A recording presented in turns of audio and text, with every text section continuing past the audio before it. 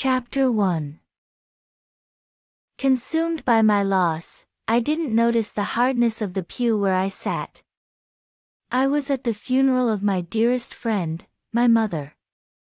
She finally had lost her long battle with cancer. The hurt was so intense, I found it hard to breathe at times. Always supportive, Mother clapped loudest at my school plays, held a box of tissues while listening to my first heartbreak.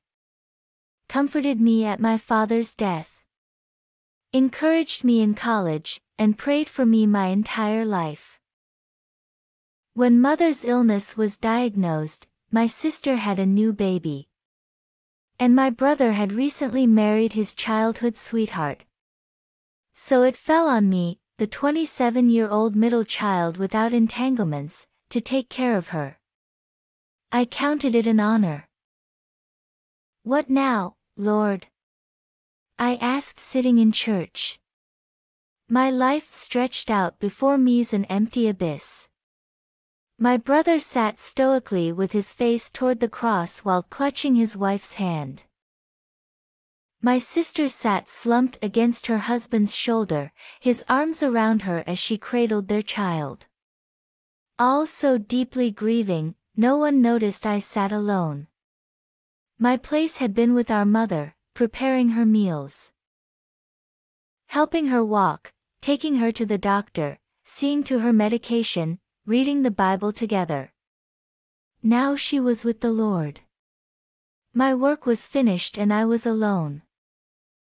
I heard a door open and slam shut at the back of the church. Quick footsteps hurried along the carpeted floor. An exasperated young man looked around briefly and then sat next to me.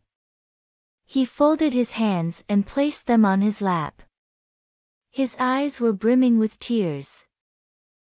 He began to sniffle. "I'm late," he explained, though no explanation was necessary. After several eulogies, he leaned over and commented, "Why do they keep calling Mary by the name of Margaret?" "Oh, because that was her name, Margaret. Never Mary." "No one called her Mary," I whispered. I wondered why this person couldn't have sat on the other side of the church. He interrupted my grieving with his tears and fidgeting. Who was this stranger anyway?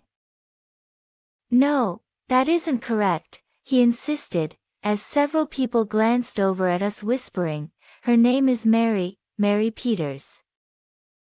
"That isn't who this is," I replied. "Isn't this the Lutheran church?"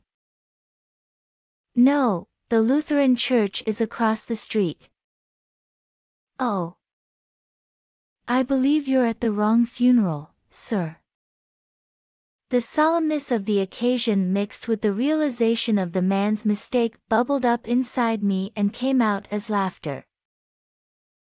I cupped my hands over my face, hoping it would be interpreted as sobs. The creaking pew gave me away. Sharp looks from other mourners only made the situation seem more hilarious. I peeked at the bewildered, misguided man seated beside me. He was laughing, too, as he glanced around, deciding it was too late for an uneventful exit. I imagined Mother laughing.